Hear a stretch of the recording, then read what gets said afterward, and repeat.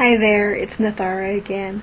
Last time we met, I spoke about bringing energy into our lives and manifesting good properties that we want to have and experience. And this time we're going to talk about cleansing, getting rid of bad energies and negative influences from our lives, and getting rid of those things that might be haunting us. So that's what we're discussing today. Now, the first thing I want you to notice is that it is nighttime. I'm out here in the dark. This is a fire ritual. Fire rituals tend to be a lot more powerful at night when they don't have to compete with the sun, which is a lot of fire. So I'm outside and it's nighttime. So you don't have to do this ritual outside. You can actually use your fireplace later when we get there. But most of us have smoke alarms that are going to be set off by doing this, so I suggest you take it outside. So what we're going to do is we're going to start out with a simple piece of paper. We're going to take this piece of paper and write down all the bad feelings we're having, all the bad energy we're experiencing, all the bad experiences we're having, and we're going to write them all down. And we're also going to write what we hope will happen. Now, we're going to leave this part vague again, just like we did last time, because it allows the universe once again to manifest things the way they most properly should be manifested. So, say I was having a problem with a coworker, Jeff, and I found him really annoying. Instead of saying, I wish Jeff would go away, or I wish Jeff would be fired, I'm going to write, I wish Jeff wasn't annoying. Now that means that I could either wake up tomorrow and suddenly find him not annoying. Someone might talk to him about it. We might talk to each other about it. He might get transferred. He might get fired. There's a whole lot of possibilities, and we're going to leave the universe to do whatever it thinks is best for both ourselves and Jeff, the annoying coworker. So, leaving things vague once again, we're going to write down what we want. We're going to be very specific about the feelings we don't want to have anymore, the experiences we don't want to have anymore, the memories we want to let go, all of these kinds of things. Typically when I do this ritual for myself, I end up going through 4, 5, 6 pieces of paper. I have a lot to unload when I unload and really just let everything out. There's no reason to hold back. There's going to be no evidence of this later. So when you do this, you're going to use a pen. Pen is important because you can't erase it. So we're going to be doing this with the intent that what we write is going to be permanently part of this paper. So no erasable inks. Use a real pen and write it on paper. There's no scratching things out. Just if you write something and you don't agree with it a second later, just say, well, actually I feel this way instead. Just keep going, very stream of consciousness, very casual. Once we're done writing down those feelings, we're going to go ahead and fold our piece of paper into quarters. So you're going to fold it in half and then fold it in half again. So, and this might be the whole packet of papers. You're going to fold them all together, not one by one. So, here we have our packet, just like this in quarters.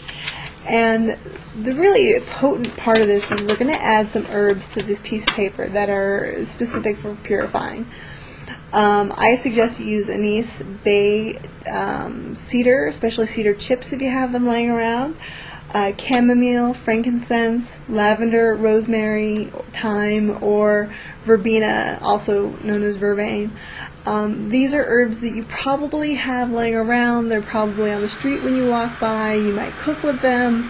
You might have incense nearby with them. However you have them, you probably have them around your house, and if you don't, you can stop by your local grocery store and pick them up in the cooking aisle. So again, we're doing things the old-fashioned kitchen witch way. So what we're going to do is we're going to take our herb, and for me I'm using thyme. This is thyme I just picked up at the grocery store, and I do use it to cook too. And we're going to sprinkle it into the center of the paper after we've unfolded it. Just a little bit, just a dash, however much you feel comfortable with. We're just going to put it right in there and then fold it back up.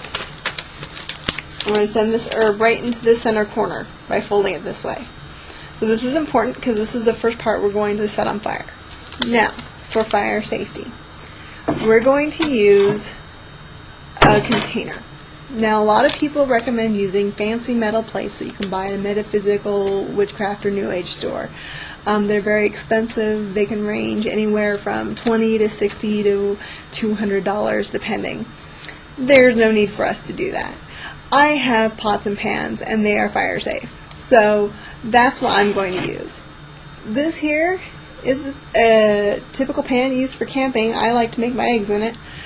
But it's metal and it's fire safe and it's very handy to have around. Now, for me, it's very still out tonight. There's no wind, so I'm not too worried about this blowing away. But if I were, I would use a deeper pot. Even going so far as using my stock pot if I felt it was necessary. Fire safety is very important. We don't want to upset the world when we do our rituals. We just want to kind of nudge things along. So we're going to take our piece of paper and our pan, and you always light your paper over the container you're going to burn it in, just for safety's sake. And we're going to light the bottom corner down here where our herbs are. That's where we're going to start our fire. And there you go. You can see it burning there. And I tend to hold it for as long as I think is safe because it keeps the airflow moving among the paper. As you can see, it's burning very nicely. And it smells fabulous. Thyme burning is a great smell. When you're looking into herbs to use to burn your paper, double check and make sure they aren't poisonous. There are a lot of herbs out there that are typically used for purification, but when you light them on fire, they become poisonous. So double check and make sure they aren't before you use them, because we're all about safety first here. Now, a lot of times, and it doesn't seem to have happened for me this time, a lot of times you'll have small pieces of paper, normally the corners of your paper, that didn't burn. When that happens, go ahead and light them on fire again, because we want the whole thing to just be ashes. You're going to be left with something kind of like this, and if I do anything with this, it's going to crumble into nothing. So our next step is we're going to take these ashes that are left over, we're going to wait for all the glowing bits to go away. So you can see there's a glowing bit here. I would not do this before that glowing bit went away, because like I said, we're all about safety.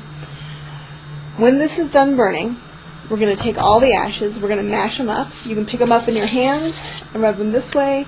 You can use anything else on the planet that you want to smash up these ashes.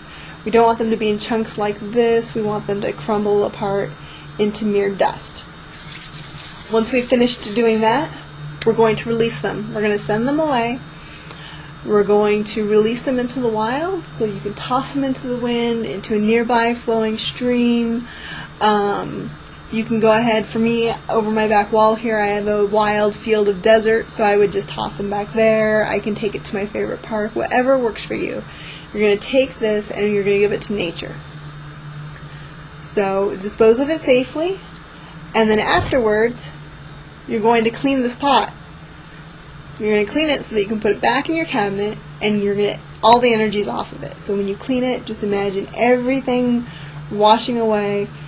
I also recommend taking a shower after doing this ritual, because those energies you had in the paper get released into the smoke, and the smoke gets on you when you burn them. So go ahead and take a shower. If you want to kill two birds with one stone, as they say, take the pot with you, clean it in the shower. Whatever works for you. So there we go. Now there's one trick that is very important with this ritual. We have taken these thoughts, these energies, these feelings, once we've burned them, we've destroyed them, we've sent them to spirit, we've released them on their way. We also know that if you think about things, it draws them to you. So once you do this ritual, you're going to have to use some discipline and willpower and not think about these things anymore. You're going to let them go. You've given them to the universe. It's in universe's hand or God's hand or whoever you believe in. And you're going to have to just trust that they'll take care of it for you and not think about these again. If you think about them, you give them power and they come back to you. So don't think about them anymore. Just let them go. And that's it. Simple and easy, quick cleansing ritual. It's one of my favorites. For the shower part of the ritual, you can visit my blog at http://www.wordpress.com/Nathara, and there's no video part for that because it is a shower. So Go ahead and look that up if you want to get the second half of a ritual, and if you have some really heavy stuff, it might take a couple times to do it, but keep at it and remember that mental discipline. It's really important. Okay? Hope that helps everyone. If you have any questions, let me know. Write me, email me, whatever. Okay? Goodbye.